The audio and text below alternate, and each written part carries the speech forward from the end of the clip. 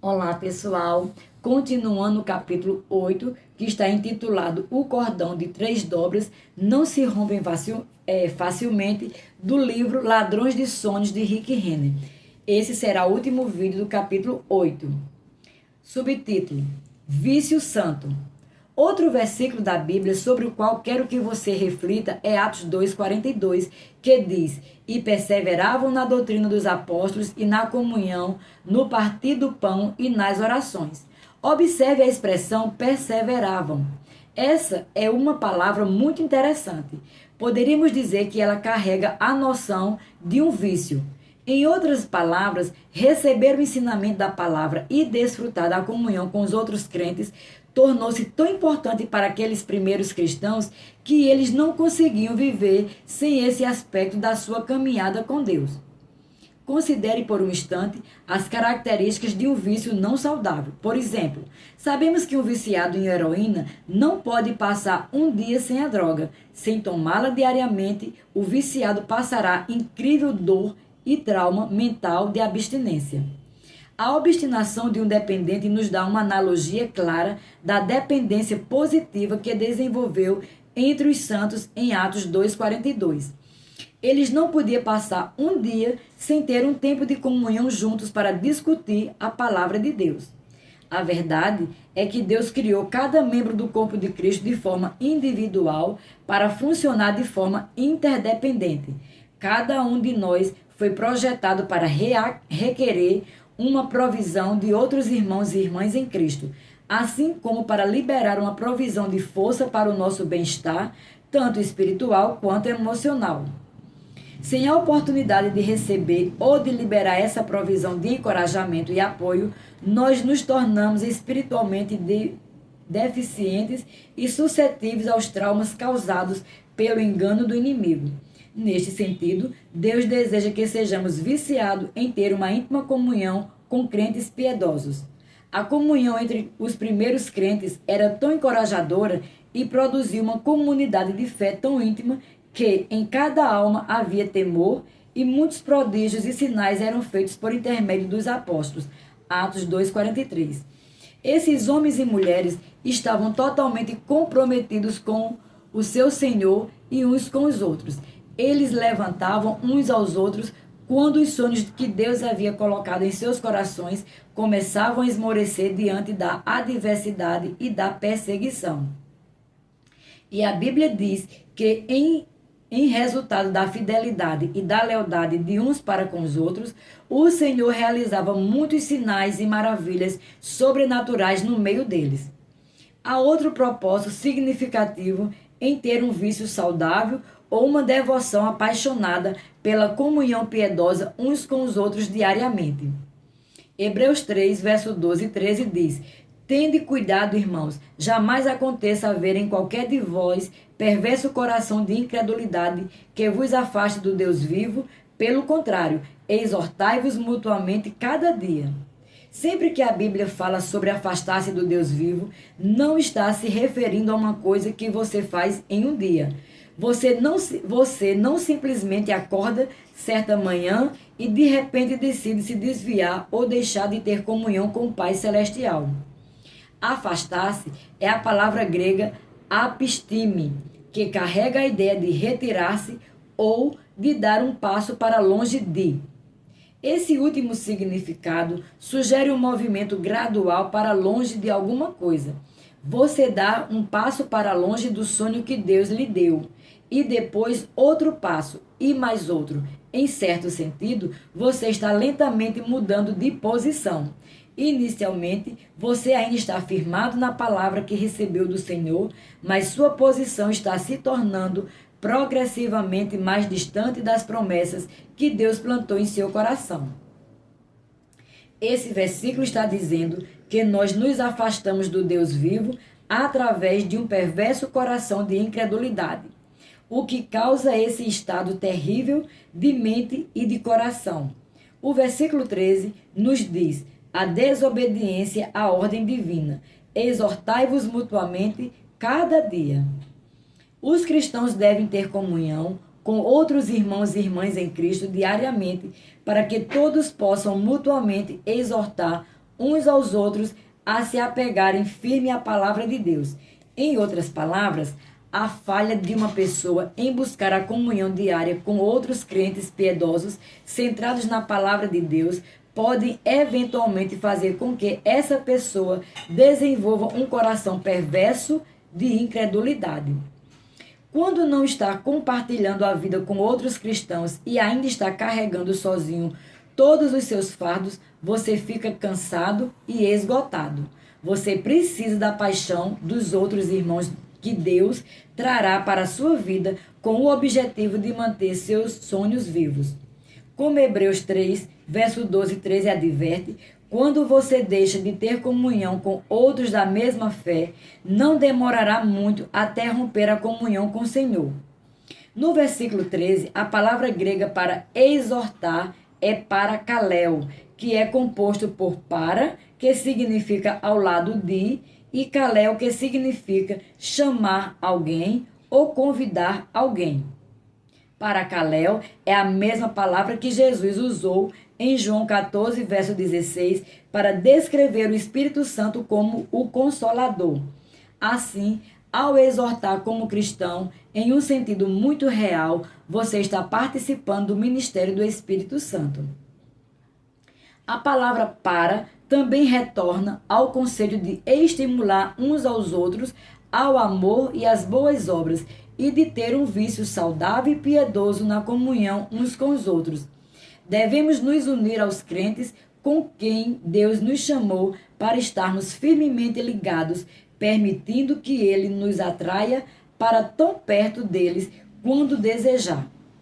Ele quer que nos envolvamos amorosamente na vida uns dos outros de todas as formas possíveis. Devemos ser viciados uns nos outros, reconhecendo que não podemos ter êxito na nossa caminhada com Deus sem o encorajamento mútuo que encontramos na comunhão uns com os outros. Esse versículo de Hebreus também diz que você precisa desse tipo de comunhão todos os dias. Se você vive só, certifique-se de ter alguma forma de contato com outros crentes diariamente. A comunhão no corpo de Cristo deve se estender para além das paredes da igreja e para a sua vida diária. Os versículos 13 e 14 seguem em frente explicando por que isso é tão importante. Hebreus 3, verso 13 e 14. Pelo contrário, exortai-vos mutuamente cada dia, durante o tempo que se chama hoje, a fim de que nenhum de vós seja endurecido pelo engano do pecado, porque nos temos tornado participantes de Cristo, se de fato guardamos firme até o fim a confiança que desde o princípio tivemos. De acordo com o versículo 13, se abandonarmos a comunhão diária e o encorajamento mútuo de outros crentes, o pecado pode facilmente nos enganar e endurecer nosso coração para as coisas de Deus. Depois o versículo 14 continua dizendo que também corremos o risco de perder a nossa herança se não guardamos firmes a nossa confiança até o fim. E parte da nossa herança é o destino divino de Deus para a nossa vida. A Bíblia nos ensina claramente que, em Cristo, somos participantes de tudo que Jesus comprou para nós: salvação, autoridade sobre o diabo, prosperidade, saúde, libertação e uma vida cheia de significado e propósito. Mas a palavra de Deus qualifica essa verdade, nos fazendo saber que a única maneira de realmente entrarmos em união com essas promessas é se guardarmos firmes até o fim a confiança.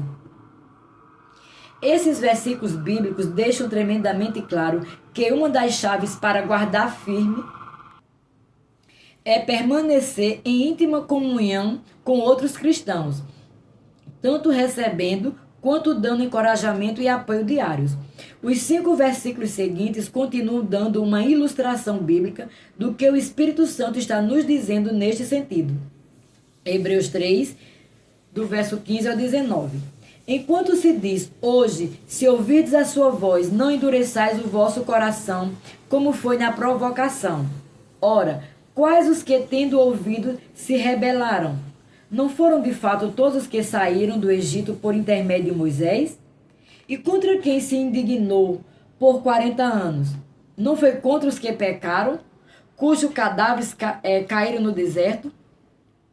E contra quem jurou que não estariam no seu descanso, senão contra os que foram desobedientes? Vimos, pois, que não puderam entrar por causa da incredulidade. Observe que o escritor de Hebreus usa a palavra provocação no versículo 16 no contexto negativo. Quando os 12 espias retornaram da terra prometida e apresentaram o relatório para Moisés, só 2 deles fizeram um relatório encorajador e cheio de fé, declarando: podemos muito bem tomar a terra. Vê Números capítulo 13, verso 30. Os outros 10 fizeram um relatório negativo. Em vez de acreditar no relatório vitorioso, a maioria dos israelitas concordou com os 10 espias inseguros e começaram a provocar uns aos outros de forma negativa. Eles provavelmente fizeram comentários do tipo: o que vocês querem dizer com podemos muito bem? Parem de mentir para nós em nome de Deus e comecem a ser realistas. Se existem gigantes vivendo em Canaã, certamente não podemos tomar a terra. E essa passagem da Bíblia diz tudo. O povo endureceu o coração e entristeceu o Senhor. Uma escolha que resultou em sua peregrinação por 40 anos no deserto, culminando em sua morte. Por não terem crido, eles não entraram na terra prometida, nem viram o cumprimento do seu sonho. O grego diz literalmente: eles se recusaram a ser convencidos. Os milhares que se rebelaram contra os 2 espias que os estavam estimulando a fazer a vontade de Deus morreram no deserto muito tempo depois que a paixão pelo seu sonho da terra prometida havia sido apagado pela incredulidade. Se você está crendo em Deus para o cumprimento de um sonho que Ele plantou em seu coração, pode ter certeza de que encontrará gigantes quando procurar entrar na sua terra prometida.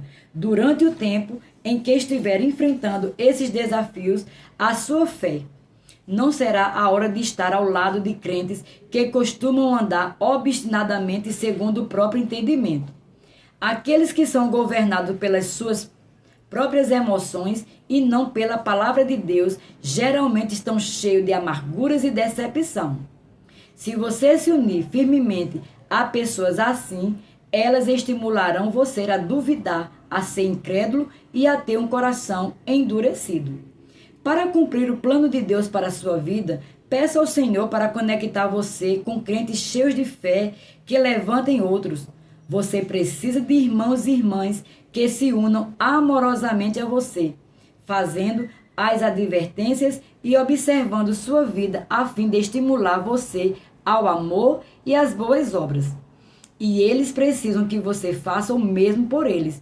É nisso que se resume a igreja local. Com certeza, haverá momentos específicos em que Deus nos chamará para ficarmos sozinhos, como fez Daniel na cova dos leões, ou em que ele nos separará para um tempo a sós com ele. Mas na maior parte do tempo, somos chamados para manter a conexão com o corpo de Cristo diariamente, para ficarmos uns com os outros, para levarmos as cargas uns dos outros, para considerarmos uns aos outros, para estimularmos uns aos outros as boas obras e para ansiarmos pela companhia uns nos outros. Pense sobre Sadraque, Mesaque e Abidneco, que extraíram força um dos outros quando se recusaram a se curvar diante de um ídolo do rei. Ver Daniel, capítulo 3. Considere os primeiros cristãos em Atos 2,42, que eram viciados uns nos outros e na palavra. Assim como esses homens e mulheres tementes ao Senhor, nós não apenas contemplaremos nossa visão se tornar realidade, como também experimentaremos mais profundamente os caminhos e a presença do Senhor através da alegria de conhecermos e amarmos uns aos outros. Pense nisso. Suas visões e sonhos podem conectá-lo com alguns dos relacionamentos mais realizadores e satisfatórios de sua vida. Você consegue identificar as pessoas que Deus colocou em sua vida para fortalecê-lo e estimulá-lo ao amor e às boas obras? O encorajamento é um dos dons mais profundos que você pode trazer para a vida de outra pessoa. Suas palavras podem levantar alguém das profundezas do desespero para as alturas da esperança. Você se esforça para observar as pessoas que o cercam, para reconhecer quando alguém precisa da força do seu encorajamento? Fique alerta e observe as pessoas em sua vida que podem estar lutando desesperadamente para se manter firmes na sua fé, enquanto sentem que essa firmeza está se esvaindo. Todos os dias, faça um esforço consciente para se submeter ao Espírito Santo, a fim de que Deus, de toda consolação, possa falar através de você e fazer a diferença na vida de alguém. Amizades centradas na verdade da palavra de Deus podem impedir que você vacile na sua comunhão com o Senhor. Do mesmo modo, amizades focadas nas suas buscas carnais ou sustentadas por atitudes mundanas podem servir como uma rota rápida para o fracasso na vida. Quais são as influências dominantes em sua vida? E como elas estão influenciando você? Para melhor ou para pior? Você foi atraído a se associar com pessoas que fizeram a visão do seu propósito ficar obscurecidas? Nesse caso, você está correndo o risco de fracassar no seu propósito ao permanecer ligado a um ladrão de sonhos. Associar-se com pessoas voltadas para Deus e para o bem irão inspirá-lo a ver e a se tornar mais e não menos. Avalie a qualidade das suas associações e atividade à luz do sonho que Deus lhe deu. Depois, se necessário, faça ajustes conforme o Espírito Santo o direcionar. Os ciúmes, a negatividade ou o medo fizeram com que você se tornasse um ladrão de sonhos na vida de outra pessoa? E aqui concluímos o capítulo 8. Até o próximo capítulo, em nome de Jesus.